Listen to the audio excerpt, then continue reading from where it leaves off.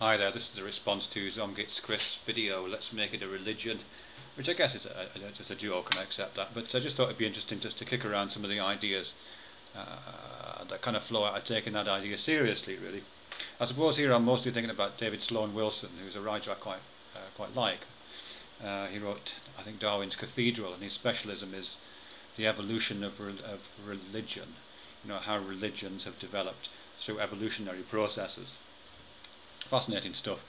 But one of the things he talks about is, obviously he has no truck with any of the fact claims that religions make. The idea of supernatural beings, the idea of the afterlife, the idea of a God that intervenes in human affairs, all that kind of stuff is completely off the table. He's not talking about that.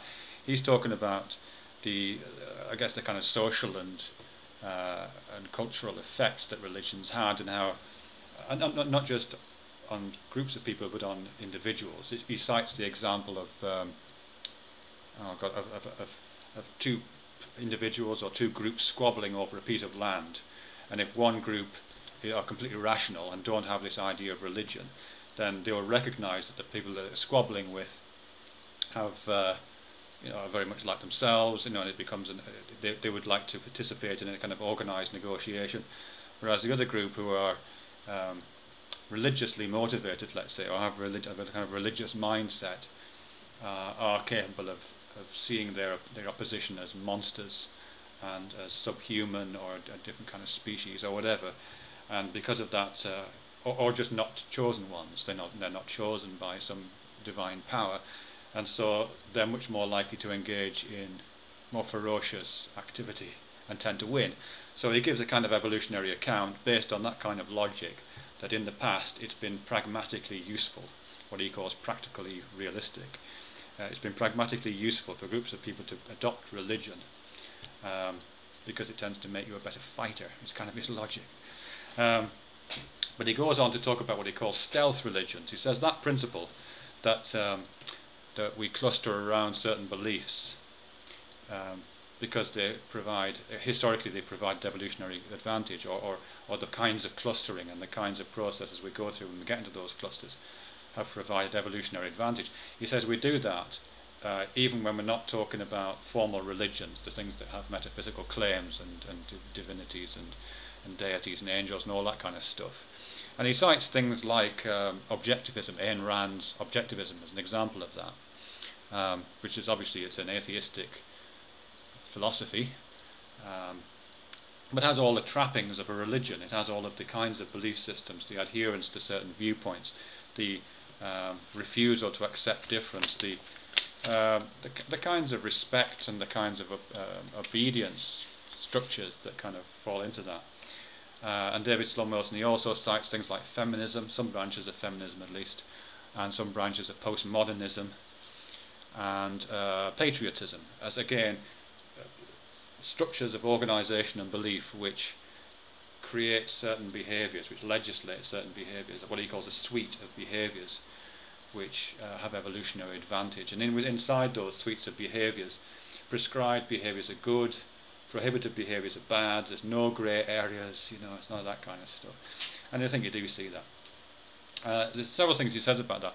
Firstly, he says that he describes atheism, and he's particularly talking about what's sometimes called new atheism or militant atheism. He describes that kind of atheism as a stealth religion, one of these religions which isn't a religion, a set of beliefs which organise people into a kind of oppositional framework and makes them behave in a way which, as I say, may have historically or in evolutionary terms have been beneficial. He cites that kind of militant atheism as an example of a stealth religion. I don't think terribly convincingly, but it's worth looking at. But one of the other things he says, quite interestingly, I think, is that atheism is a stealth religion which worships the truth as its God. So the equivalent of the God figure in conventional religions, or at least theistic conventional religions, is replaced by the idea of truth in atheism, which is interesting. I think it's more like scientism, really, but he says atheism, so I have to go along with that. And the history of atheism, paralleling the history of science, I think comes out of that kind of logic. That you don't put a deity at the centre of your understanding, of your trying to make sense of the world, communally and individually, you put something called truth at the centre of it, and the processes um, of developing a society and developing individuals in that society is a process of developing better and better ways of establishing what the truth might be under different circumstances.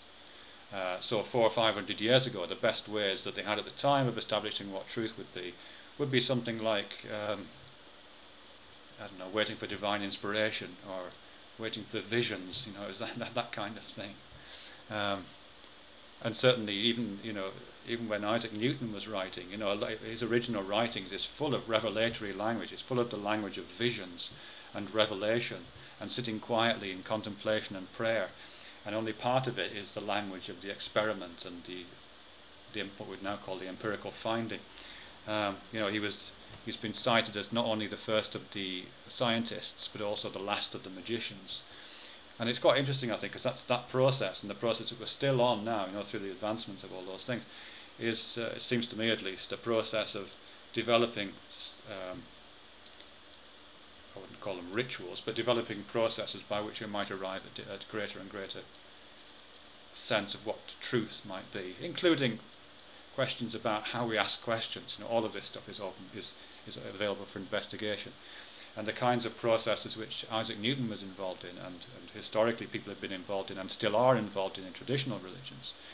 Things like sitting quietly in prayer with your hands clasped, or whirling like a dervish, or going through some kind of sundance ritual, or whatever else. Those things tend to be off the table as practices for arriving at truth, except in very specific circumstances.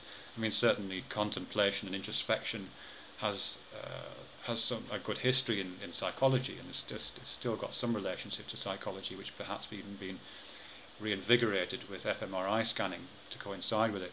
So that there are other kinds of practices going on there. But yeah, I guess that's all I've got to say. But only just this idea of atheism as a religion sounds oxymoronic, and in many ways it is. But I think if you take religion not as a particular belief in certain things like God, afterlife, angels, divine intervention, but as a social framework, a cultural framework, which is part of our evolutionary heritage, following David Sloane-Wilson's idea, and then think what kinds of components are inherent in that framework, and particularly if something like the quest for truth is a key moment in that framework, or a key focal point in that framework, then that kind of scientific atheism, at least, could be argued as what Sloane-Wilson calls a stealth religion, if not a religion proper. Anyway, thanks very much.